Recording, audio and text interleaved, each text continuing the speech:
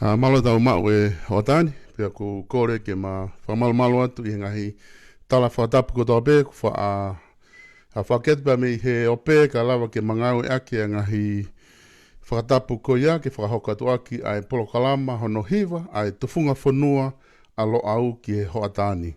O kou lota whoke u taitai lerei a Palofesa toke tā Siosiua Lafitani, o ku amana ke whai whakatalanoa muia ke hoko atu ai talanoa i he polokalama Tufunga Fonua alo au i he hoatani, pia malo e tau mau e hoatani e Palofesa, pia malo ai ke i tuku taimi ke whakahoko e polokalama ko ia o e ahoni. O whakatai ko tō pe e Tonga i he whangamari e ku tau mau he ahoni, tau kau whamalo ai, e kou whamau pe i e whatapu ko ke whai, pe ke talamalo e whanua, lotu moe ako, kai maohango fua ke hoko atu e tau polokalama Tufunga Fonua, pe a mo tau kainga, e ke ahoi ki ku nau mea mai. Ia, e Palofesa ko e kaweinga mahu inga au pito foki eni, ko tui ka taha eni ai kaweinga mahu inga au pito o kwhia mau ke matu aki ma ala ala, a hono whakamatala ki he kakai ke nau mahinoi, ai kaweinga ko eni ko e vahe ngahi mawhai, pe tau hui ko ia ko the separation of power. Ai ana ta osi lave foki na ke osi kamata hono talanoa i he polokalama o wike kua osi, na ke talanoa i ki he mo whakamatala i ai polokalama ko ni ai separation of power. Nai ngahi te whito i whakaukau mahu inga na ke whakamatala ki ai i he talanoa ko ia i he wike kua osi, pia ko tu mau pe ai video ko ia i he tukunga video ko ni ai VPON media pe ko university alo au e lau peka kai ke na mamatai ai ngahi video ko ni ko ta whakahoko i he wiki ake ni hono hiva ai polokalama ko ni ka kore ke kataki o hoko atu mua a o whakamaala alam o whakamatala i he hoko atu pe i he separation of power na ke talanoa ki ai i he wiki ko o siko ngā ke talawa o unu atu ai, na ke osi talanoa koe ki he tukunga form of government e ua, aia na ke osi whamatala o ki kai ko ha form of government ai te mokalati, ka o kui ai constitutional monarchy, pia mo republican democracy, na ke osi whamatala ki ai i he wiki ko osi, pia na ta unu mai ai i he whakaukau koe ha ai separation of power, pea ke au mai ki he tuunga na ke whakamatala foki ki he pure, whaunga pure tolu ko i Tonga, ko executive, pea mo legislator, ko e wharearea, pea mo e whakamauanga, ka nai maari apito ai taimi na ke lave ai ki he executive, because he ko taha ia i siu he ngai ahoni, o talanoa i he kakai, ke to'o katoa mai mawhai ngā ue o tu i ki he executive, ka na ke hanga whamahino, i he wike ko o si, ko systemi ko ni, ko constitutional monarchy, ko tu i, ko konga ia, ko pau ke i he executive ia, he koe ke lawa whakanofo ha pare mia, pe koha minister, ko pau ke whakanofo ia, e he tu i, ko party o executive. Aia ko ngahi mea lalahi ia, ko lawa whae manatu ki ai, ki he whakamatala koe na ki whakahoko i wiki ko o si. Ka ki kataki o hoko atu mua e whakamatala i he wahe koe ngahi mawhai ke ta talanoa kia i he ahoni. Koe nea mahu inga whoki he tau talanoa, hange ku ke hanga o whawheloa ki, mo ke toi hanga o whamanaku mai, ke tau ilo to tonu ai fo i whaunga pure ko o ku tau i ai. Koe. Pe taimi koe te tau hanga ai o whakotu hangahi whakakaukau, pe ko hangahi saupulu, te tau whakotu rewa i he fo i malu pe koe fo i ātakai ko ia. Hei kai ke tau o mai ai kulo mo i whakapaku o tuku he mohenga. Koe. Pe kai ke tau hanga awe mohenga o tuku i he peito. I he mea fulu i pō. e Koi. aia ko ngahi me aia o ku fie ma uia ko ha ai fonga pure ko o ku tau ia pa te tau hanga rewa o tala noa i rewa ai ume a i loto ai pia koe mea rewa ia o ku ui koe whakakonistu tone ta koe mea o ku ui koe whakalao o whakatatau ki he fo i whaunga ko ia pia koe mea koe o ko whenga ki ai o ku more ke mama o ke whenga tau ke uhanga malu i ha whahinga whaunga pure koe ke malu i ha whahinga whaunga pure o koe ke malu ia e Republika, pa koe ke malu ia e Constitutional Monarchy. Koe ku tala noa, hange ko mea ko ke huru. Koe whaunga pure whakatui pa pe o kou tala noa. Koi. Koe whoki mai ke whakakaukau koe o e whewahewahe aki, wheta awhi ake mawhai. Koe whoi ulu i wheke ia, o e mea koe pure anga, o ku iai, hangahi nau whakademokarati tatau pe koe Republika pe koe pore anga whakatui. Kau te hanga o whakarea i ai fui se tesko ia. Koe ulu i wheke ia pe koe ulu ia o mea koe pure anga o tatau pe koe Republika whakademokarati pe koe Constitutional whakademokarati. Monarchy whakademokarati. Koe foi mea beo ne whakawhai ke hei koe me hato e whaunga pure. Pe aku mau pea he Republika, pe mo Constitutional Monarchy, ai foi wahe tolu ko ia. O koe ke toi mau ia i hato e whainga whaunga pure ke he whakatiki tato.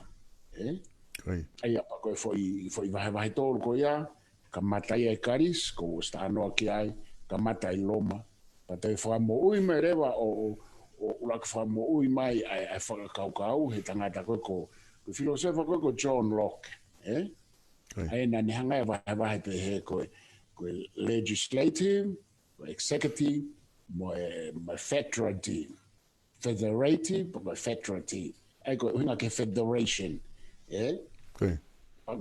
koe na ne ulakanga o ai mai ai wahe tolu i ono pōni ka koe uhinga e hanga ana ai o ko te albeke hulu peke ke tau ala mon ko uhinga e hanga ana ai he nei tupu hake ia he senturi tafitu o os kamata nga unu matea Britania ia ka pau nai ne manatu karano ko ke Magna Carta ne kamata he senturi tafitu kamata re vai Magna Carta to au mai ke senturi tafitu ko ngai o Thomas Hobbes Moloch o ku kamata mai e mea ko English Bureau of Rights pe ko lao ke ngahi toto nu ai kau inlani pe fa urewa me ai Bureau of Rights a America me he English Bureau of Rights ka ko uhinga lao ko ke ngahi toto nu ko fe ngai ke ma vahe ngahi toto nu ai tui mga hito tonu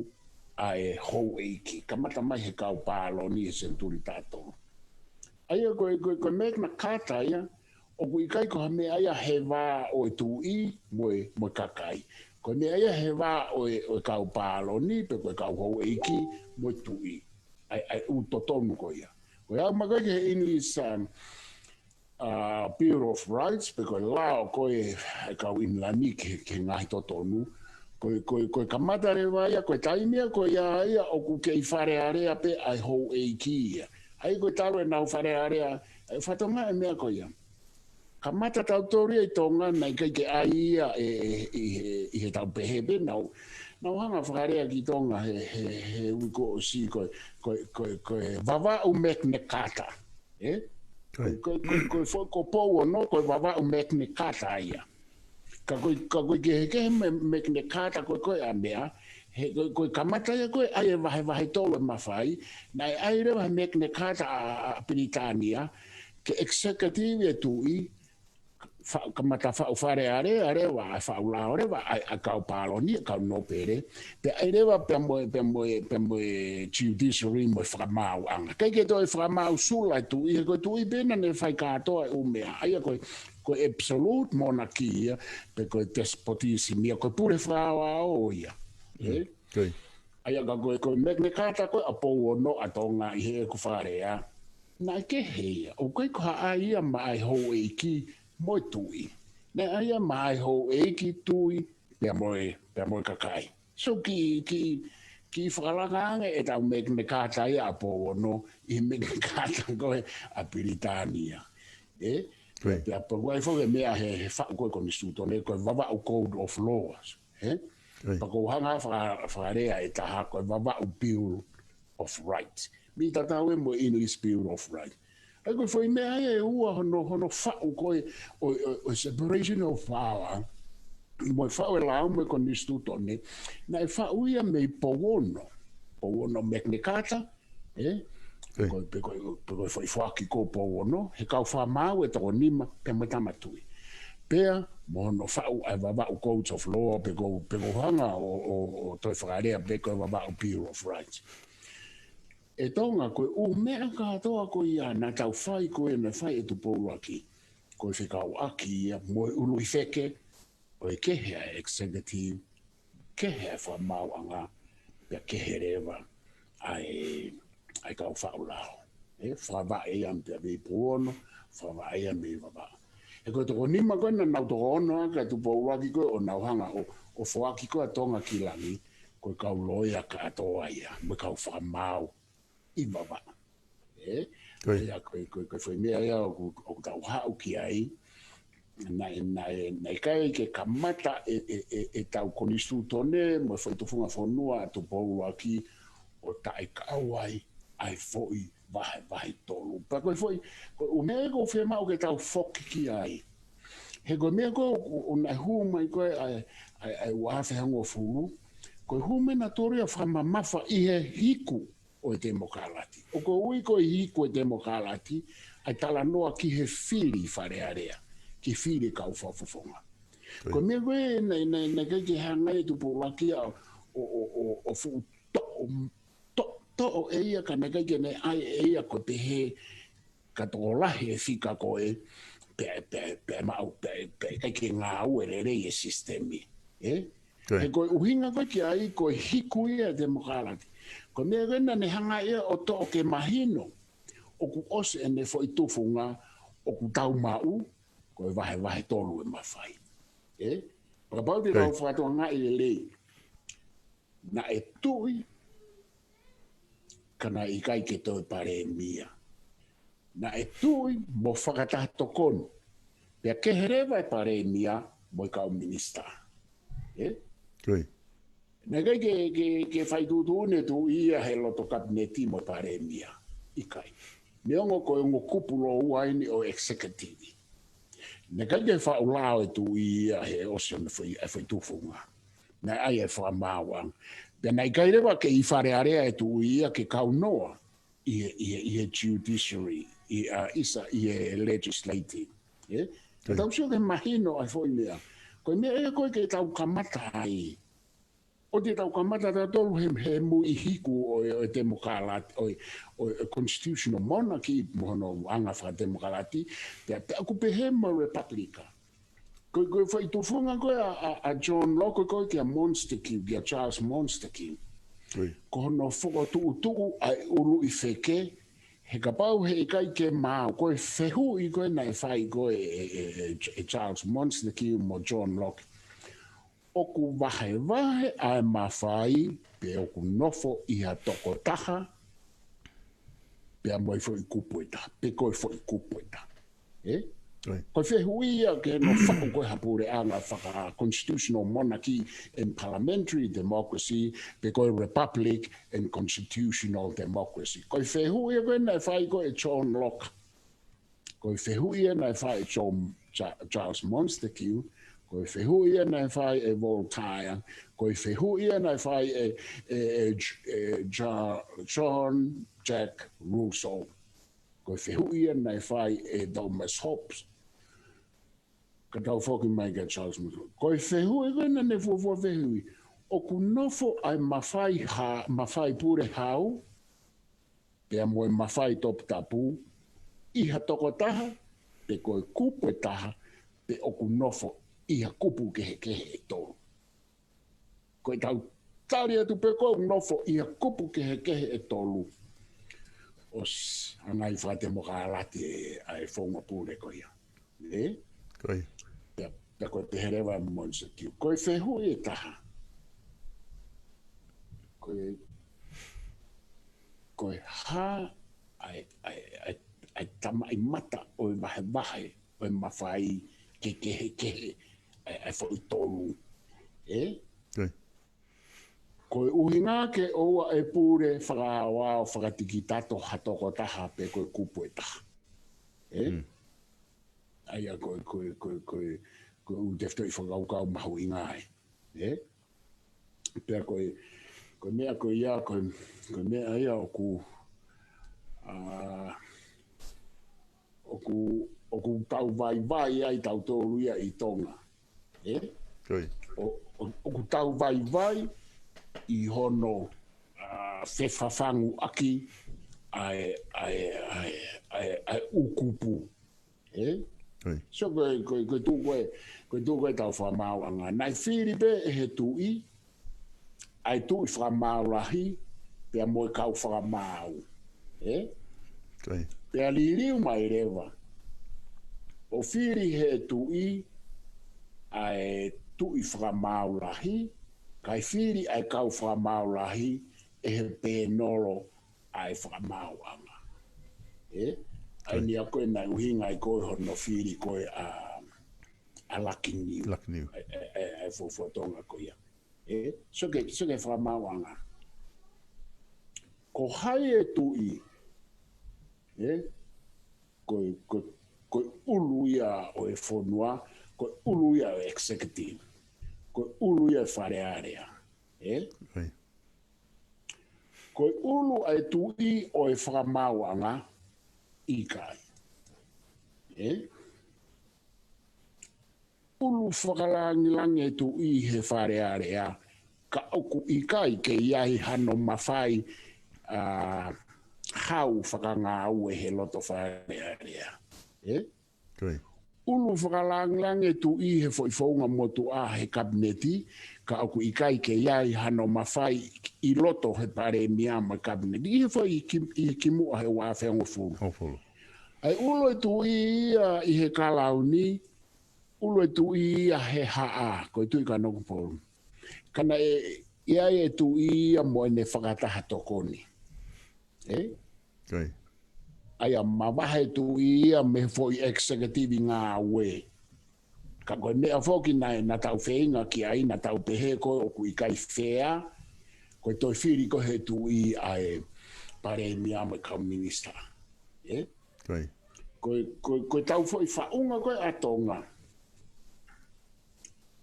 Kua pau ke mahinoi, ta tau pe koe tui whamaulahi, pe koe tangata ako, pe koe tangata politiki. Kua pau ke mahinoi, pe seti e te au a loto, a whaunga whakonistu tone, ano pui tua, a ene whekau aki moe anga whafonua, a ene whakau aki moe ui whasosiale, kua pau ke matao i he konga lahi. Pea ke toki ala rewa ke foi misimi koe ke whai hasau pulu. Ko pau ke ilo ko ia o au ke no ngahi te vitoi whakaukau, whakafilosofia, whakalau, ai foi Tufunga Fonua katu polo aki, mo ngai whakaukau na ne hanga o mai, mo anga uhinga na ai ke whiri ke whiri kana ne o se hanga fotu mai foi tolu. Ko pau ke tufunga e foi sistemi ko atau tolu ka pau te ke saupuru mei loto kitua. Ai a pago guhinga ko mei loto kitua ke ilo whakaiki pia hange pe ho sio ke foi sistemi ko sio mei loto kitua hange pe ko afio ai tui mei loto kitua. E koe tui oku ataua. Oku ne sio mei loto ki tua i he konistu tone me lao me fonua. Pe aku ne toi i tua. o ne afio hi fwai ke fonua whakaru ko fua. Ko pau ke sio aki ai mata o I kare. Uinga I koe nei ui ai koe a tupo uraki koe I kare. I kare a kolo motua la ione a kolo fo. Ko mea koe nei tuitu ia I koe e ne whehuhu e ne whae a tau whaho mo whare ono. Ko mea na ne whie mau kene umis ke ai I he ne whei tamata mo ia. Ko toto e tangata, mo e tamai mata e tangata. He koe tamai mata, koe mata koe I kare, koe mea ia o whai ake ne siolo, koe siolo lo au whai ake mata I kare. Kone umisi koe ke he toto, koe angai laione a koe masi. Ko pauki ke hu koe ki roto ai. I he lau marie o e haa, mo e lau marie whakae ilo. Ko kuhinga I ta noa e Tonga, he koe kakai koe na nau whai e fo I tufunga I wafe hongo furu, hala ata ke nau whakawhiof ke mea ko tala noa ki ai. He koe fo existe mi ia na ma opo hono whau, na e whakamana wahe hono whau koe a hono u keto I a whau ngā mohono u fuo. Pakapaurewa ku ke ala ke fo I separation of powers a Tonga. Kua pau, ke matao tau, I he ume a katoa. A koe, a he ume ana e whau ake fo I sistemi e tau whau. He koe hae a uhinga. He kapau koe kai ke ilo rere separation of powers. Waianga e ne umea na ne whiri mai ke whakawai aki. Te ke hanga mau I ai tau for separation of powers. Te ke hanga mau I o hange koe whai mau e hua awhi hongo furu. Ka kai ko ia na kai ke ahnau ilo. Kai ke aha matao tau. Nai kau matao tau he lao. Kau matao tau he lao. Ka koe matao tau peia he lao. Na kai ke aha nau whekau ake anau tūria mo u huka ki he ume a kehe o ko tala noa ki ai. Koe vai anga ia nau ko Islami. Koe tau tala noa koe I he mawhai e tolu. He koe tangata koe na ne whau a separation of powers a Charles Monster Kiwi o no pōni. Koe filosefa lao ia. Ka koe fuafua filosefa lao ia I mamani. Na ne hanga huka lao mo konistutone. Ki he mea ko toa pe I whalanese. Koe fuafua tangata ina ne huka lao mo konistutone ki he mea ko culture. I ono pōne. Koe fuafua tangata e pagui ne tohi koe ko spirit of laws. Spirits of the laws. Koe lau mario e lao, pena ne pehere wa koe tohi ko ia. Koe ne tohi I loa tānoa ke umea koe ko tānoa. Na ne pehe, koe tangata loia, koe tangata matao tau he lao, kua pau kene ilo katoa pe lahi taha o ene ilo. Kihe, whaunga whakarao, whaunga whasosia. O a uko fua filosefa ia I ono pōni nei tā noa ki he ecology, ki he atakai ke environment, ki nature. Nane pehe kua pau ke huka e konistu tone mua lao ki nga tula. Koe fua ecology sia koe I ono pōni ai filosefa koe. Pagoku tā noa mai ki hono mamafa. He ku tau manu ia Tonga. Koe ai palove ape e kausea inau pehe. The golden ball rolls beside your feet once. Koe foi pulu koura o ku teka tu o taha mai peho o vevai. Pa ku pau ke ilo e ne teka mai. He ka pau he kai ke ilo e hao e foi pulu koura e hao pe ia alu. Pa te siwa ke ko tomui. Pea pehe mai rewa e foi rea ia taha kau papalangine whaangau ea ke Shakespeare. The ball stops with him. Na e ngata pe fo I pulu ia te ia. Pe aku uhinga ua ia, oku uhinga lele, na e ngata pe fo I pulu ko ula ia te koe pa ke puke. Pe tu uhinga I taha oku uhinga kovi. Koe fo I pulu kovi I ho ngā ue na ke hanga tari, fo I pulu malala. e ngata pe ia koe. To uhinga negativi pe. Ka ku pehe ai koni stuto ne I hono tufunga I he mekna kata koe a po ono te moe vavau Bill of Rights. Koe foi pulu ko ulaia na te kamai ko ia. Koe uhinga koe o ko whenga te whaka ala. Pea mo tau ka vei ke tau hanga pe o sau pulu mo kapikapi, mo mono. Ka ua te tau overhaul ai foi pulu ko ula. He ku os whakaba ai ngahi mea koe ni o ko tala noa ki ai. Ai a koe whi whakaukau ia. Koe whi whakaukau ia koe pea ka paurewa, hange koe tau toi awatu koe ni. O ko wakai hifo ke obikai pe tuku, ai pe utalanga. Pea ko wakai hifo, o ku fie mau ia, o tau tokanga tau taurea, o tau kei tokanga, hange koe hume koe kulupu koe patoa. O tau kei hange bea koe mea koe nei whehui koe he tangata loea I Piritania sin tawhitu una, la bea ki mo Blackstone, nane pehe. Fōlai tau no whakasio e tui, kai ngalo e tau tolu, ko tau tolu kuiai e mawhai hau, a hono fupe se tilahi, ko tau tolu o whaulao, ko tau tolu o kupure he executive, ko tau tolu o ku whakamau anga. Koe nofo koe kupu patoa, o whakawhawha pe, koe nau tau ata aina ia, nau tō koe ke ulavata, o whika ko kuhi ngā pe. O nau nofu nau tolo o sio, ko hange koe ai ke whiri a tenseniare. Nau whakawhawha pe, nau ngahi uhi ngā. Koe ngahi mea peu tālangai pe ia. Ka koe kupoi niu pe he.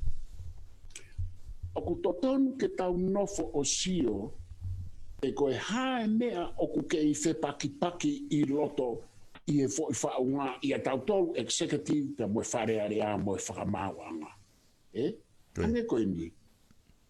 O ku pare mia, pia kauia he kupu pure he executive. O skoe te hae pare mia ia whakamalanga he wharearea he whaulao. Moe ni kau minister. Koe mea koe au whemau ia ke tau, he o ku lahi ange ai fu pure whakawao ia koe ia he mea koutokanga ki ai ke he whiri e tu ia a tenseniare. O kutonu ki tau whakakaukau I koe fo I whepaki ia I he separation of power. O kutonu ki tau loki hanga siofe ngahi keto I mea koe. Koe hame au pare mia ai pare mia me kau minister pa nau te o mai o whaulao. Siofe I hui koe ia. He ku conflict of interest. Pea ku tau sio rewa ke tau ene fia, ka pau koe nau whenga ke ai ke whe whakarere I aki holo ngahi mea o ku whemau ke kapikapi mono. Ula ki ai fufo I mea ko ia. He kuos mawahe tu ia.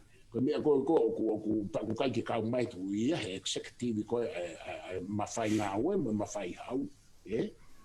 Ula ki whenga ange, he sio ki he e tonga. Palo pare mai o koko ia heni. Pare mia, kabineti pe mani kau minista, nau to eope ki he senator pe mai House of Representatives. Ka pau o ku tau whemau ke tau hanga o whakalere I hanga hito no I he separation of powers. Ka tau pe eni mo tonga. Koe hamea, koe ke whalawa ke tau whamawahe tau sio ke palo pare ma. Fotutu ube ka pau koe lao whanganga. Executive. Hanga ka ngai lai whanganga, koe ngai lao whanganga, I whafofa. Osko ia pia. Osko ia pa na ua mai ki whare area. O whakapāsi I hai. That's been out there. Ko mea ko mawahe ko hange ko Republic hange ko Republica America mawahe Palestinian executive o kuiai ai fo ikonga ke mawahe ai tuku ke ai tolahi pe Republican ia I he senato ko America ka ko gupoi ni o kuiai ai fo mea ke fa mawahe ai ulu ifeke o taki Pea ku malawa he hau koe ai ula me House of Representatives fo mai senato ke vito Palestine America ke me hanga taofi. E so ke tau mea koe tau tolu. I o pe pare mia, paka si o vare pe ku whao he pare mia koe ni a tau tolu. Koe mea kou tau longo hange koe hau ke mea ke lulu tai, hau ke mea nau tala noa ki ai. He koe hei uhinga. Koe uhinga he koe pare mia pe me kabineti unau ai whai mea kapa nau te o mai pe nau tongu nau toko lahu nau whakapaas. O koe ke fu uhinga ia ke te au e mea koe he tau tala noa ke separation of powers. Pe te tau pe hefo. Whakawao e pare mia ma ne kabineti. Ka hiri ko ena whakapaasi ai whare area na nau toko lahu. Ko nau toko pena nau moe te nau toko o whakapaasi mai.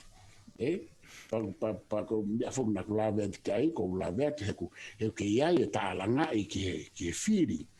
Ko mantui fuk hange ko whiri e whamau lahi. Ko pau ke awe o a whangatuku mai he tui.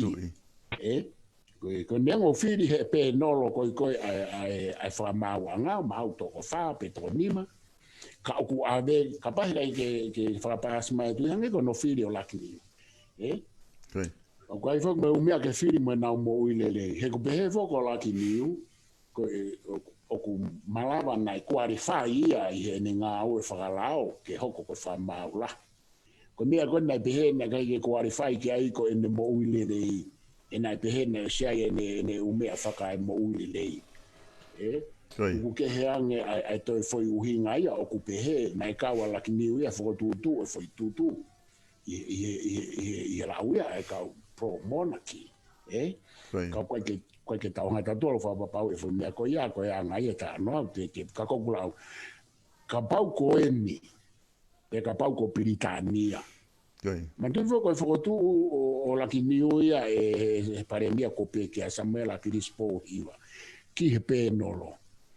I he lau ia ta. Ka koe lau whako e ta, o kunau whaitohi peki ai. Ka koe mana tui whako e whai taimia ko ia ku wirifia e taha ko toa e na hanga he pato a tāna tole na nau whakasino kau ngā whapure anga pe huu atua e nau kau ngā whapure anga nau whakarere holo i pot ngā ue e kau patoa. Neke ki tau ataina e whai mea koea he ku tapu ke alu o whapolitikare ngā pot ngā ue e pure anga he tā noa te mukarati. Koe umea ia o ku tau tā noa i he wahe mawhai ko pau ke tau alu ke whakai ki ke tau hanga o uhinga i atu moanga i atu. Kai ke he nai whiri whoke laki niu ia. Nai whiri laki niu ia o mairewa ia o awhangatuku e tamatui. Ka koe anga ia koe. So kei whai pe whera waki ia o totonu ke te oua e awhangatuku ia e tu i. Ka koe tu koe e Repapirika ia Amerika. O koe te a whangatuku ia e Palestini e Trump e kau whamau anga. O kune whiri e ia. Koe e whiri e kau whamau e toko hiva. Patau sio ki o ku ikai ku whenga ke tala noa. O ku tau tokanga ki he whanki i mea ka kai ke tau nofo i he keto i mea mahu i ngā o ku tau mau a separation of powers. Pe o kusai pe ia. O kusai pe ia, kai oua te tau hanga o ai e fo i tala noa, ke tau temo ka lati ka kato, o si temo ka lati pe, e tamai mata mo ulu i wheke ia o e tau koe separation of powers. Aia koe umea ia u whe mau ia, he koe wakai koe he tau tu i Tonga. O ku tau whawhehu ia, ka mea upe hea e lulu tai whai, fu tahalanga he lulu tai. Koe wakai hi fuau ia ke lulu tai. Koe poate e lulu tai ia, koe pare mia pe psia me komunista e toko wha. E sio ki mea ko ia. E tuku a whē a e tau whai e fo i mea ko ia, koe conflict of interest pa mai nepotism he o ku tapu he te mokalati ke ulu pe a pare mia ia i he poate pe me mipa pe e ne komunista. He kuia koe nau whenga pena tō ke nau mau e monu ia he o nau wahe. Pakapau nau ngai tai tō tongi malo i foi poate ka pau nau tai tō tongi ka oku nau ue sia nau tō rue whakaere tau ataina o foi kau taha waka. Sio he o mea koe ia. Ka koe haa mea o koko. Koe uhinga he aku nau kabineti tongi tau te kolo i tau tō rue foi mea koe ia separation of power. Koe ta tala noa koe ni O kamata roa ki ta toi whakaiki, ke uhanga o ngai mo uhinga ai mea ko tō pe o ku uhinga i ko o ku pehea pare mea me kabineti, ko uhinga he o ku whe paki, ai conflict of interest, ko i kai ke tauhanga whakarere ai tua executive mo tua wharearea. Ko wharearea mo executive a Tonga o ku whie mau ia ke Saupuru. Ko tu koe whamau anga Tonga, nengo ku whiri he tui, pa koe ni ko whiri eni e penoro, o ku tau a tā inange. E whamau anga. Ai whamau anga, tau a tā ni nange a tensene are, nengo ko whakanga e a tensene are, he kai ke whai ngai whatongia e ni o ia, i e ku wakai aku, pa moe department, pa ngau e ai whamau ai justice. Kako kuanga koe wakai koe ke tau foi sistemi, tuku keheange pako hai o ku nefiri a hai, tuku keheange ai election mo appointment process. Koe whamau anga tau tolu, kau ia ihe tō lelei, tō tonu ihe tuu a mea koe separation of powers. Koe mea kou whemau ke tau Saupuru, ke tau kamatai, te tau lava o whai, koe tuu koe a wharearea mo executive. He koe pehe koe Charles Monster ki. Koe ne taimi peo whakataha ai haongo fo i kupuia e ua o hangie ko kuna ngā ue whakataha na ua ia na whepopou aki. Pea o ku mate rewa e tau ata ai nai.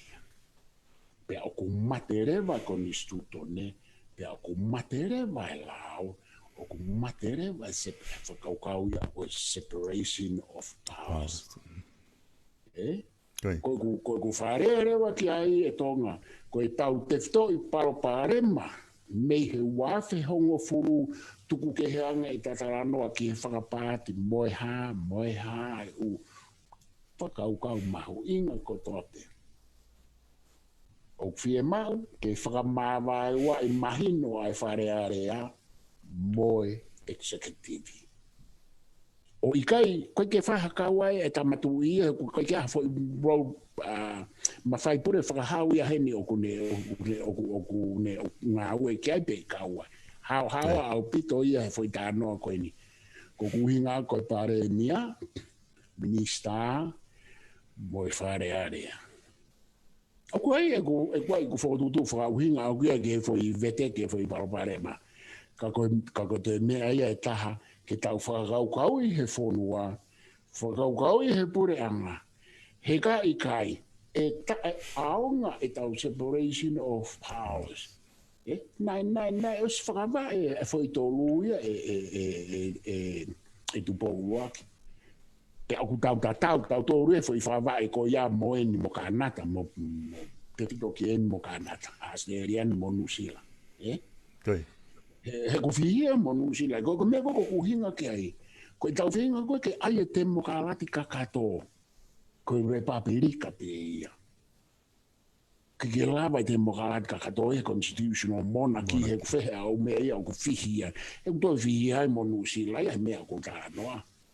Ka ko kuhinga koe, he kai ke, ia e o mea ia, he kai ke tau nofu tau tō ria o pehea e peko e ngahe ku pehea Australia mo Nusila. O ku tau malawa e tau tolu ke tau siofi, e ko ku poini koe ki ai, kai, e peheni pe ia. Tutuuni pe kabineti ia, i he utuuni au tae whakate mokarati, tae whakanisu tone, una ua pe nau tolu ia o whakapāsi mai me wharearea, nau pehe mai, patau pehe. Pare mia, kaka, moe loi, moe hafua, kabineti, koe tari koe ki ai, o ku whakaata pe ia e he fo i sistemi. Koe umea whoki nei to tonu ke whai ki ai hawakai, pai ki aha tokanga. Ka pau te tau koe ku pehe Tonga.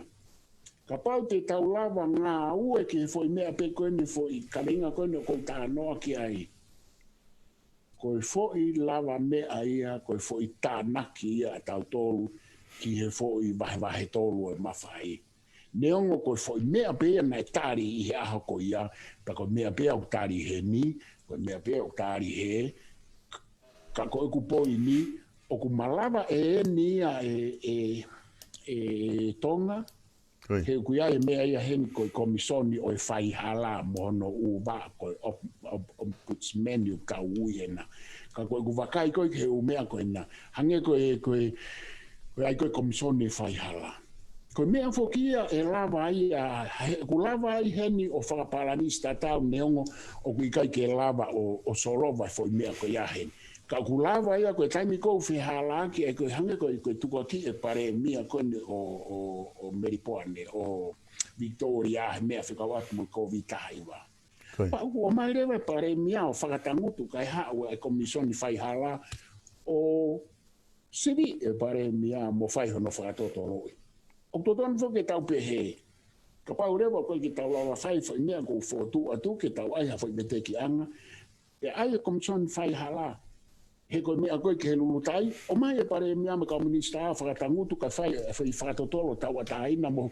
scrutinize na utol ke fonua ka pau ko ke ilo au ia hange ko ke fiala ko pure anga ne fia ko ke fiala ke fai mo ai fai komisioni ko ia he was pass hange ko fia pure anga ko to ai ko hinga he si ak na to ai na sio pe na to ka ke na sio ke fonua he to ton ko mea ko lutai ko mea ko tanu hala ai u mea ko ia ko fotu atu mai pare mea mo minista fa tangutu ka ano fai foi fa to fa komisioni ki ai ka ko pare ma fo ki e ko pare mea e ne fa ngo fu ai Tonga ko ki a komisioni fai ai fa ko pare mea de ni to ai fa komisioni a ke fa pas mai he tu ai ka pa ke ai he pare mea ka ke a fa komisioni ke tatau ai pe ko mea ko a krisi ai fa komisioni ke fa totolo ya a passporti he ko nga ko o pare mea tu va no ke fa pas mai he tu kana toton fo ke to ai foi komisioni pe he pure anga ko ni ke fratotolo ya akis mo ume a fai hala na ne fai ka ko mau fo ke se he ume a ko mau fo ke he ko pare mia ya mo ko ngala kapten ko ni na ka na foi pure anga ko ko u fo tu ko do ta dan mo ke taki hala ko foi pure anga ko akisi na ka wa fu ko ngala hia e ta sio ke fi ko me ko mafai pure mafai hau mafai ngau ko tau venga ke mafai to tape tu I ka tu mo ai ka tau venga I ke tau lava ngau e mafai pure hau he ku fihi pe ia te ia pe tau to no pe ai ko Palofesa ko whamatala o whai ko ke whakahoko mo ke ia o koe ki whehu I hene ko mai me he kau mamata ko ia I he polokalama ko whehu I le rei pe ku wakai ki aiki ai o mai he tō taha ko ni e whehu ko ni o ne pehe pea koe hārewa mea a Tonga e whai ke lava o whakalakalaka ai a separation of power I he kabineti pea moe wharearea koe hārewa mea te tōtonu ke tau whai ke lava o te saiangi ai a separation of power sai ko tu ko tai mini ko foi nga o lahi fokia ka fai atoi ai o kwai ko fo tu o ki ai ni ke me ko ke fare area mo ala tu pe pare mia me kabineti o na to e paloti pe na to lo na voti pe na u me apa na foki mai ai ko foi fo nga e ta ko nga o ke foi me ko ka ko tu ko tari ko ke fehu mau inga na tau kamata mua he whai mo ai e foi patseti pe au kai foki na kai foki ka ui he patseti ke ai mua foi paanga ke whokotu ai komisioni whai hala ane foi section ane foi pot ngā ui tau kamata ai pe e lama rewa he mea ko ia ko e taimi ko ngā whai tutu ni ai pa nau te ofa paas mai nau mea Taka pau koe mea koe au sio rewa komisioni koe au koe mau ai whaka conflict of interest pe koe ulau whepaki ai pe utai whakate mohala te hange koe whela wake he lulu tai mo mea he ai konturekta nuhala. Pe ai le mo whai mawhai ko hai tene whakamawhai ai komisioni whai hala. O ange ke whakamawhai he pare mea ko inga he kai peke hanga he pare mea ai au ai ke a whai komisioni. Tau pe he ki he tō taha koe nā. Tau pe he, o mai rewa ai fo i mea ea koe a me whakamau a ngā kapau o ku whakakonistu tone mo whakalao, ke nau hanga e nau tōlu ia o whakotu o mai. He ko nau tōlu o kuia e lao mo e konistu tone. Aka paureu nau wakai mai nau tōlu ia o ku Palofesa ai ngā ue whaka executive pe koe ngā whawharearea. Whakangofua mai a e nau tōlu fo i komisoni, pe koe o ange ke tu i, me whakatoko ni ke whakangofua hanga tōnu mahe tui. Ka koe mea whoku kai ke te whemau,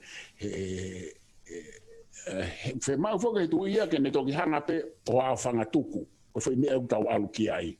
Ka koe ke ne toi hanga ia o whakotutu mai ke aha komisoni. Te tau whakakau i rewa, ko hai ke ne hanga whakotua te komisoni, ko ku whakakau au ki ai koe whakamauanga. E ko nau tōlu wai la me konistu tōne, ka pau nau sio, o i kai maa, pe au tae whakalao, pe tae whakanisu tōne ngā ue koe a wharearea, pe a moe kupupure. Ai a koe kutāria ki ai. I he, Palofesa, i sune ko ia o tauni na u lotonga ko no area i ko ia i time kana whakapāsi ai patseti koe pure anga he tauni na umatai vale au he whanongo koe mukusio he patseti kai ke huanga whakatoka ngai pena e kauai ai ha patseti ki he komisioni koe he tau i whaihala pena aku whaitohi rewa ki he pare mia o Tonga o kore ki ai kene whama ala mai mua i he patseti pena e kauai ha patseti ki he komisoni koe tau i whaihala pena e tari mai e he pare mia e tohi koe nina ne whakaha mai o ku iai ai ono kilu na e whakakau i he patseti koe wafe ua noa ua taha ke whakapaanga aki ha komisiona tau i he whaihala pena ku eke rewa ki ai e whehu i hono ua pea ko hai rewa o kunehanga whiri ai komisoni o whaihala, tau i whaihala, pena ne tari ki ai o pehe, ko tui o kuia e mawhai ke ne whiri e komisoni ko ia, pea ko ne mokoi pe tui he taimi ke ne whiri ai, was mau e lao, mau e paanga, ko toi pe ke ne whiri ai komisoni ko ia. Ko tui ko whio atu pe ki i whamatala ko ia, ko nā kumau whangatonu me he pare mia, i he taimi ko ia. Mahalo pe ko kuhinga ko tui mana ku aipa ki ngā unu ai pure anga ki he konga konu ke lawe ki separation of power. Ia, ko whaitare maho inga apito ia. Pea ka pau ko ia, pea ku whakawhiawhia ia. Whakawhiawhia ia he koe hange koe kutari, koe stepu ia koe, ko usiat koe ke tau kamata ai. He koe stepu pe ia koe, o ku whai heni o lava o sivi ake ai executive, ke oua te nau whakawao e whare are pa nau toi o mai. Ai fwoi, ai ku tau Palofesa tatau a ena moeni. Koi. E Palofesa tatau i he uhinga, pare mia pe, toi American Minister pa nau toi o pe ki whare are. Kone area. Koi. O nau toi pa aloti mai me ai, ka koe mea koe e lava ai o whakapotu tatau, o whai ongo whakawhiawhia ina ia. Ko tau tānoa koe ni ki he foi Palofesa he wā e whare area mo executive ai legislative e tokoni re waena e hange re waena ka pau ko ia e hange pena koe whiri koe e he tui e whiri ai atenseniale Commission Polisi tu i whakamaulahi i whangofua he pēnoro. Pa kou tūpe mahalo e te ai moha pēnoro, pe koe kau whakatahatoko ni, pe ko ha pēnoro mei tua, kai ke tau ilo ki ai ke whakaikiki. Kau ka pau, koe tau wakai koe, e tonga koe ke umea koe ia, koe umea mahu inga au pito ia, ke tau honga mono mo kapi, ki he foi separation of powers pe ia oku ositu ai. O te tauhanga furihi ha o mea lahi. Pakapau pe he kai ke ngā ue komisoni o e whai hala. Patau to e si o rewa ki he anga e mea koe na kutala noa ki ai. He koe solova anga koe ka pau te tau alu ki he mea koe na kutala noa ki ai. Nau i he executive nau te atu koe ki he whare area. Te tau whakakau i rewa. ke te ate e foi whakaukau koe. Ke tau whakaukau I rewa, ke oua te naukau he whaulao. Ai pare mia me kau minista, pe koe pare mia pe ke oua e kau ia I he whaulao e whare area. He os te unga pe mawahe ai pare mia ia ki tua, o executive hange pe koe pare stemi o Amerika. I tua ia. Kako ene kau Republicans, o kunau I loto nau tōru he Congress. Sio ke, tau lava pe tau tōru o whae fo I mea koe ahi constitutional monarchy. Kei ke haparo pare mai ai. Mawahe pare mia ia ke ono office pare mia pe ia. Tukua ki a ia pe oange mo pao ia ke ne lava e ia whae e vito. Tuku kehe, he koe tui foku koe ke vito e tui. Koe tui ia koe whakamooni pe koe tae whakamooni he lao. O ku kehe foke a ia e vito he Republika, he malawa ke vito e paresteni, toi vilo atua malawa toi whakataa o ngai mai e ne vito anai a kapau e tonu hono a ki meni mai e Congress. Iso ke he mea koe ia. He te tauhanga lewa o kēri lo loto hifo, ki he kuostuku mai e monster kiu ia fo I whaunga I tolu. Pau koe ke uhinga ia ke tau mui tau tolu ke he mea kotoa pena e whakaamu ke a monster kiu. Kai uhinga te tau lava o tā maki mo mono ki ai, ki anga koe e tau tuu e tau foi whanga. Mandu koe tā mana maari. E koe ne foi wahe tolu foke e ufonga pure. Fonga pore whakatui, fonga pore whaka Republika, fonga pore whaka despotism. Kako tama ia a monster kiu nai pou ia ke he pure anga fe. E fonga pure. Pou ia ke fonga pure whakatui. Kai ia ai konistu tone. Kai ke pou ia ke he tui tai konistu tone e ku absolute ia. Pe te foki pe ia o despotic state. Ne foi fonga pure no tolu. Kana ni peherewa ko foi fonga pure o Republicana ne hanga o vahe ua. O kuiai ai kau aristocrats ai ho ki ai ko firia from the best. Ko firi e ani I he kakai pe ko komiti me kau mata tau alo e kau a palato mo Aristotle. Firi ai kau ho ki o kunau lava whakauka. Pane toi te herewa, te ere mo kupu he Republika I loto ai, I hene Republika, koi whiri me he tokolahi. Kana ne toi pehe, aia he whakaukau whakate mo ka alati a karisi. Kana ne toi pehe, koi whonga pure, koi hono ua, o kai ke malawa aia. Ke whiri a kau Republika, me he tokolahi hange, koi whahinga te mo, koi te mo ka alati e nei, koi mo nipa nei a I he I no fai e kaukarisi. Kakatausio ke tangata koe ni Maria. Hanga ea tō mai separation of power pa ne peherema. Sai au pite e purenga whakatui, pako mea ena ne fia mau tau purenga whakatui pe. Sai, kai konistu tone, pia ia e separation of powers. O koe I siu ia ka monster kiu pe ko hai o kune whiri. I siu ia ke aini ko uhinga na ke pou ia ke Republicana, pou ia ke monarchy, constitutional monarchy. Ko poini a koe ke a monster kiu. Ka pau e ai ke whaka whakotu separation of powers. Ko foi me ia te ne me te ki lahi e ia e tau pare ma. Ka kutau longoa e tau tōria he hiku. E kai ke tau sio ki he foi ului wheke. Ko mea ea o ku maho inga o pito ia ke whai ai tau whakaukau lahi ki ai. I taimi kou tau hawa i te. Pa koe ku wakai koe, koe tata noa whao si foki e Tonga nā ku lawe ai o pehe, o ku ikai ke tolu pe ai tu uia ai u kupu koe o e mawhai he ahon. Koe rea whaka Latina foki ai koe trials politica. Koe trials politica koe kupu e tolu. Ka koe kupu e tai minina ku lawe atu, ka mahalo te alu ki ai, me fe ungai ka e toki aha o toi tā nak mai ma feu. Nau lawe te oia, to pehe ka o political philosopher ai, honi o ku tolu. Ai a koe mitia, whaia, koe kau piwo kwesi, kau whotutu, kau ngāu e whakarere, ngāu e whakapureanga, pia moe ha meka, external advisors, kau consultant mei muri. Sai ka koutu e tāna ke toa moe taha ki ai. Pia moe, pia moe ekonomika whakakapitalism. He koe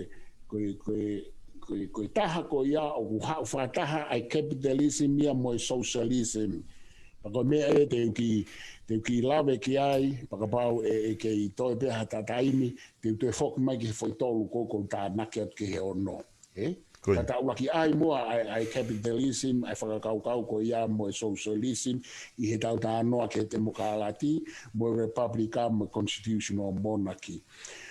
Tau whoki ke kau filosefa, ko kau filosefa kana nau whau mai u whakaukau na e wahe ua.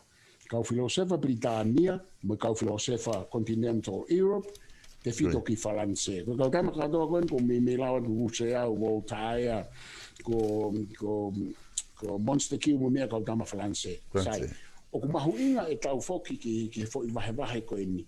He koe kau tama Britania hanko John Locke mo Thomas Hobbes mo haifua. Na nau no whanatoria I he ai o to tonu whakatau taha. Ko to tonu whakatau taha I he Magna Carta, I he English Bill of Rights, I he American Bill of Rights, pia mo now Declaration of Independence. O kuno foia I he to tonu whakatau taha. Ta koe totonu whakatau kaha, o ku kāinga ia moe veriu o capitalism, o whahinga ekonomika koe o no pōni, he koe whahinga ekonomika o no pōni, o nofo ia I he whakatau kaha.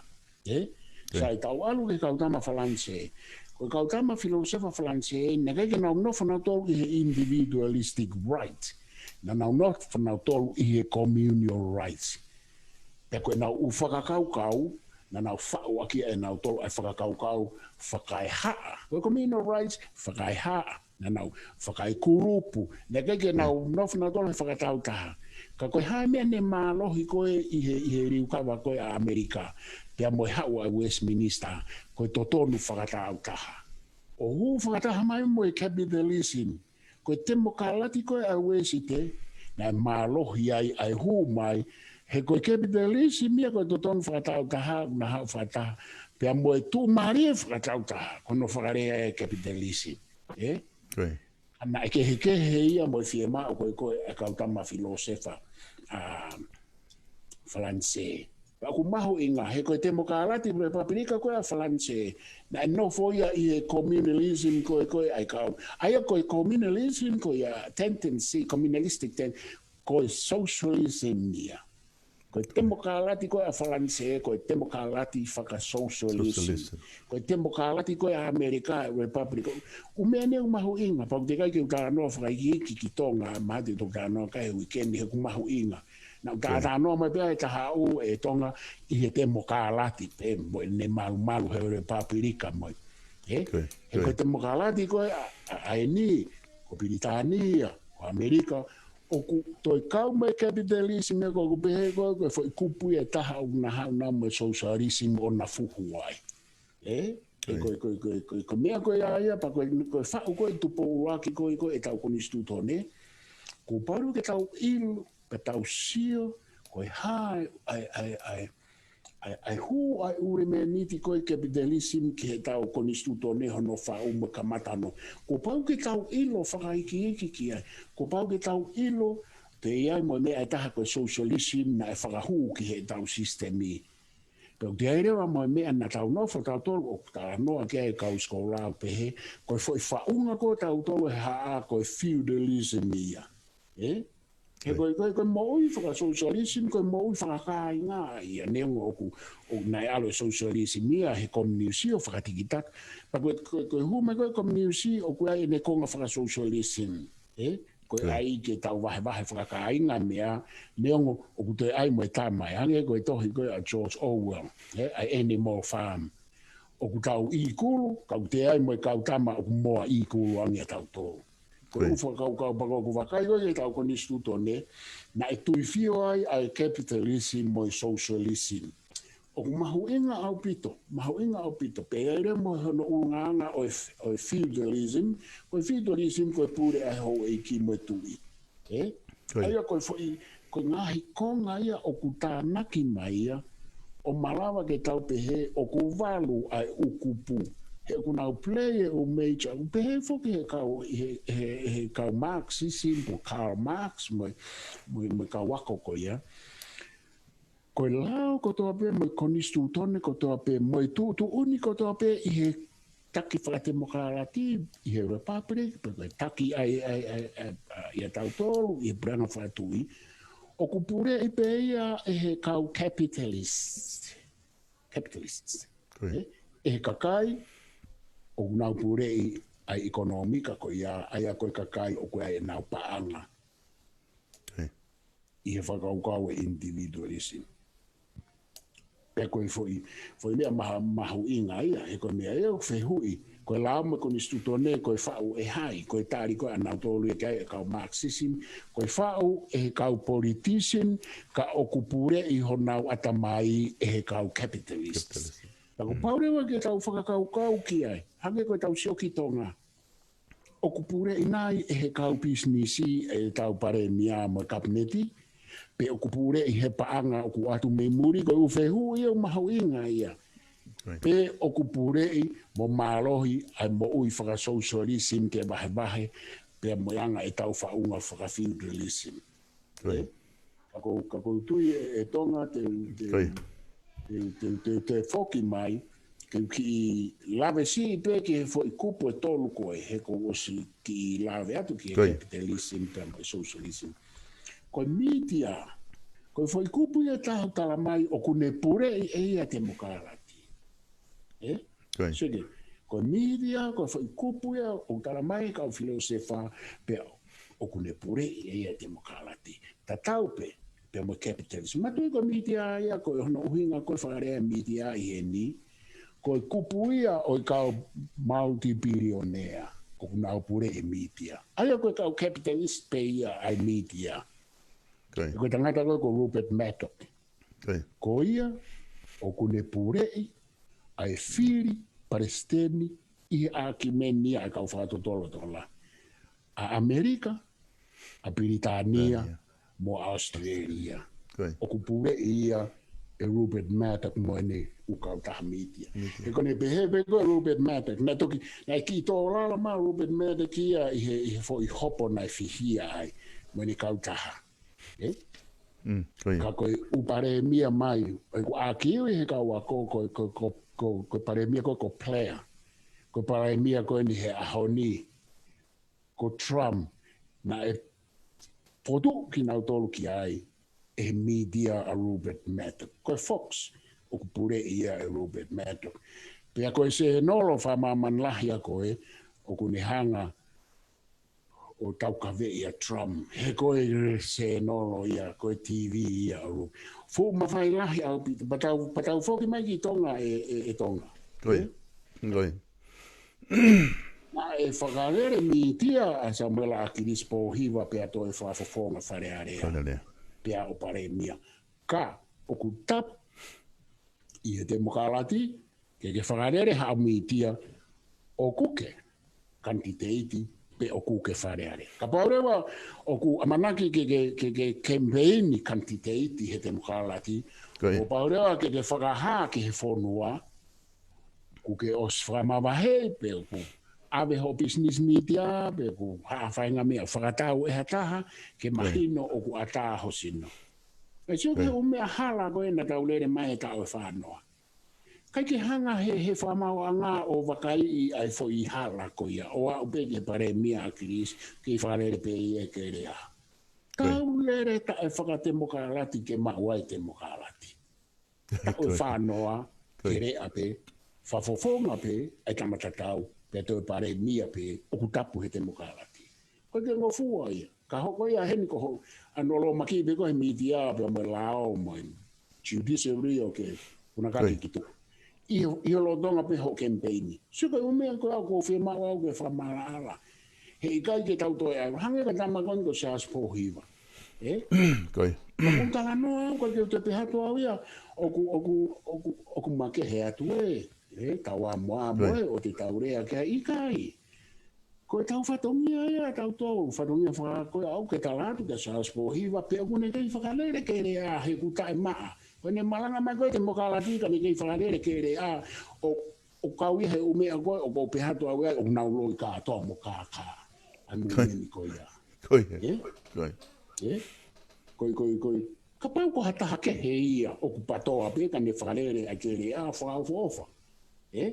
Ka koe whakalere he kantiteiti o kuha malanga i mai a whai totonu mo whamau totonu mo te mokala tika o soia whakalere ni mitia ni newspaper koe kerea ki kaere ka kai pe he o ma taki fonua dengo Filipe ka kai mana ko be ka kai ka kai ke uhinga ni mana ko na ke ka kai ke pe hatu au ia ai o kutonu kai ka ko ku foki mai ke mitia o ku fie mau i Tonga ke mahino ai position o media. Isso que lá quando faz é longa. O se eu vou dar lá ya talas moala pe mo pare mia. Faz que tá leta. Poi va te neto. Quai fu che fu i log di te la fa na ko se fu na talanga. Ko de he ko me ko ni ko whistleblower. He kalafi i he fo ma pe ko he usi o hi fo o hanga he la whaanganga koe ni o sia ai whatongia o whistleblower. Sai. Koe ha ai whistleblower. Koe whehu ia. Koe toko taha o kuha. O ku kai ha information me he pure anga. Pe koe toko taha o ku ne omi ai whaihala ai pure anga. He kuke he kehe. Koe taimi ko whaihala ai pure anga. Ko whistleblower hana uhinga totonu ko hane omi ai whaihala ai pureanga. Ka ako ikai ko ene kai haa mai ai information intelligence ai pureanga. Uka ke uia ko whistleblower, uia ko kai haa. Ai o whema uia ke o mai e kalafia ka pau o pune o silawa whamahino o whamahino i peusai. Ko ne uhinga ko te malu e whistleblower ai tama kai haa pe ko tama une omi whaihala ai pureanga. He ko hange ko e ni. O ku tari e media ke o mai he pure anga e nau utu tu uni mo nau ula whaanga nga. Ka tau toki hanga o lere i mo tau loma ki i mo tau whakaanga. Ka pau te ke alu koe ko whistleblower kai haasi mai me mau whare are a he ne puke ko whakahu. Okay, sia kai. Kai ke whistleblower ko e ia. Ka ke kai ha ko. Intelligent ko. Ai ko me ai ko kai fo ke wi how ke ti te la ko ni. O la fa nga ke me ke social media mo freedom of speech. Ka ko hinga ko pau ke fa mahino he ka i kai. Hange ko la ve ki mo. Fa ka wa be media ia i Tonga. Tala noa pe patoa ia na tarisone pe na toru ka ke fa mea he ko ia na e osi patoa ka kai ia ko i he pure anga pe na na hanga na toru ia os patoa na toru ia pe fa ta mo i fia ka kai he rea he ta ia he patoa sange fa na mea ko ia ko fereva e tau tau taina ko fereva a separation of powers ko fereva mea ko na ai e tau fa hau e tu bo laki na hanga ta ofi hono tano ia tau tolu kai toki tau te ai pe iha mau lao son ko uhinga ko pe atu ko o mea ko ia ko pau ke tala no tau ia tau pe ko hai ko ko kai ko kai fra papa tau pe ko hai ko ke mau i ai tu uni fa ka constitutional monarchy mo fa ka lao fa te mo kalati te tala no ia ki ho ulunga ko ia pa tu fa isteria pure anga mo fa mau anga mo wharearea, moi ka kai. Ka ko whatongia whakaako ia, ko pau ke tau tala noa kia. Pako tui, ko tau tala noa kia e, ko e tau totonu, ko e kau sitiseni, ko e tau totonu, ko e kau tonga, ke tau tala noa kia e, ko e mea ke he ia. Ka ke sio ko e tau hau ki he external advisors, pe mo pio ko e si tuku ke tau toki tau tō hoko at kia i ta poro kalama hoko e tonga ka koutu kwa ka pau kwa tānak ma whehu I mai ki mua pia waka ifu ke tataimi. Koe, koutu I pe Palofesa ko e taimi, ko ose taimi. Tōku pe mō ke o ato ki whehu ki komeni e taha koe ni, me he taha pe o e kaumamata. O kune pehe e he toko taha koe ni, ko sione tui ofa. O koutu iau ia ko whee mea o whakalao mo to tonu ange. Teo pehe tuku e tau pehe ko conflict of interest, he ko sino kehe e kabineti me whare area. Neongo ko kau memi patatau pe o kunau I he kabineti, te nau kau I he pāloti I whare area. Ko konus tūtone o kune whamawhai a systemiko ia, pe o I kai halao ia ki he pāti I whare area, ke maktuunga I ha aku tui ki he conflict of interest, he tuunga o separation of power. Ko anga be ia e wakai e toko taha koni ki he konga ko ia. Ka aku tui au ia ku mahino pe ai whamatala koni ku ki hanga o tuku mai, pe aku o kuloloto apito e ngahi ai na tawhaaki ko ia, ku ke o si talanoa ke ai Palofesa, ka aku tui maha ko e ngata ia e ta proklama he ahoni, tu ke he kapau te aha mea te ke fie whakaose aki. Ia, koe whaasi pe ko whaamu pe koe tala noa koe ni o whai he tapo kalama e lava pe o tokoni atu. E tau whakakau koe ke separation of power. Koe ke whumahina ka te au ai whehu I koe na ai masi I. Ka ku hange pe ka te au koe ni tala mai ke tuku pe ia ke pehe. Aia, ka pau ku tonu e ku mau, ko ni tala mai ke tuku pe ai whai hala ia he ku o stau ata aina ai ukupu. Ka pau ku tonu e ku mau, ai ko ne uhinga, whai hala pe whai mauanga, tuku pe ia ai tau o swahewahe. Whai hala e ka executive, tuku pe ia ai ka pau o kunau whai e umea o conflict of interest, pa pe ke whare area. Aia ko mau ia. Ka koe uhinga whukia koe, ai kai kaila koe I he tau e whanoa, pia moe tau toi hau koe ni, koe tau whinga I, pia moe uhinga ia ai ngau e koe ai whanua, me ngau e kau ako, me kau business I. Koe uhinga koe umea koe ia. Aia, he kai ke ngā ue, ai separation of powers ia, ka pau e pehe pe e ngā ue hala ke pe nau tōlu ia. He kui kai hala oia mahako nistu tone ke nau whai hala. Ke ni hanga whakangofua ki nau tōlu ke nau whai hala pehe pe ia nau tōlu.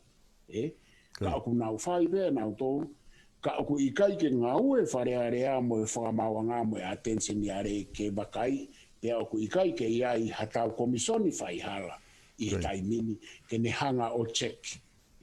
Koe umea ia pau ke whai, ka pau tau fie mau ke tau ngā unu ange ki hatoe mea o kulele ange.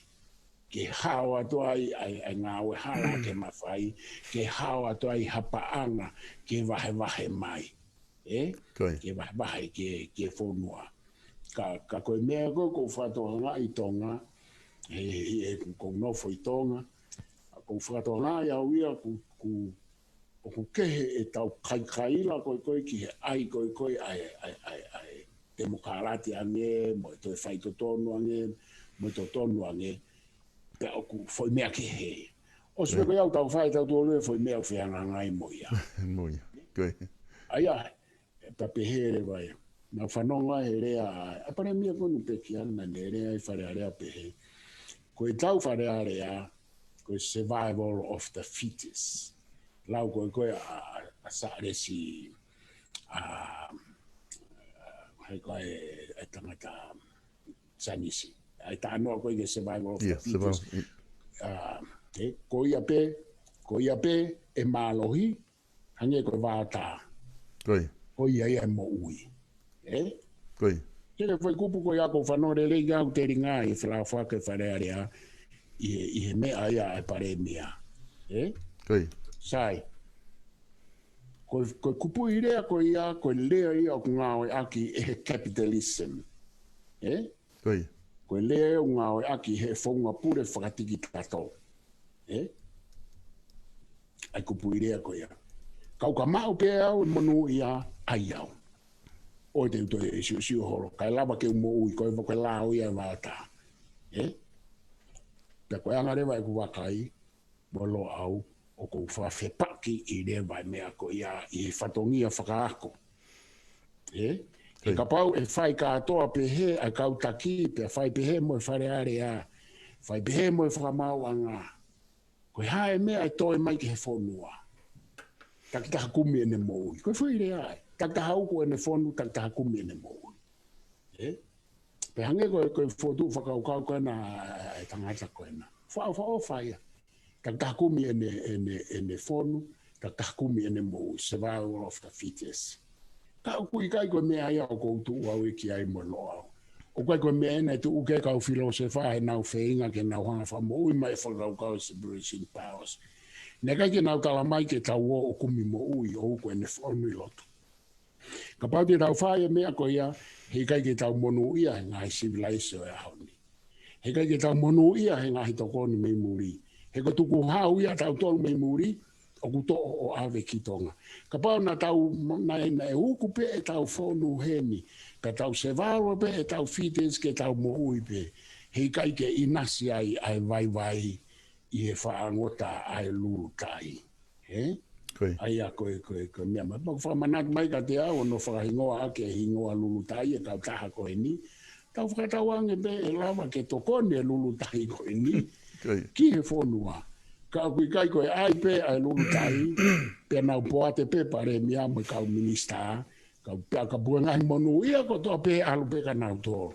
Ka pau nau tō e vahe, tō atu e pare mea mai kau minista. Taki taha komi e ne whonu, taki taha uku e ne whonu, survival of the fittest. Kai ke ko whawhetai atu mo mea mai, whawhetai atu Tonga, ka tau toki hoko atu ko ofalai atu ki he oikmi ka inga mo mea mai. Malo apito e Palofesa Tarita Siosiua Lafitani. Ko tui koe lawa ia ta polokalama Tufunga Fonua alo au ki he hoatani. Pea o whamaloa lahi atu ki te motolo i kau mamata, motolo kotoa pe te mo mamata i he polokalama koe ni. Mahu inga apito ai kawe inga koe ni. Weekend hono hiva hoko atu ai talanoa pa mai Palofesa i he ngahi kawe inga ki he kehe. Pea maa mai he wiki ko osi pa mai weekend ki he kawe inga koe ni koe uho ia o separation of powers o temo kalati ke whai hono wakai i moha talanoa ki ai. Pa koe lawa e tau proklama he aho ni, mo mea ka tau toki whelongo aki i he taim tatau o mo ni te wike ka hau pea mo e Tufunga Fonua alo au pea mo Palofesa toke tā Siosiua Lafitani. Malo apito. Malo, ovat. Ia, ovat.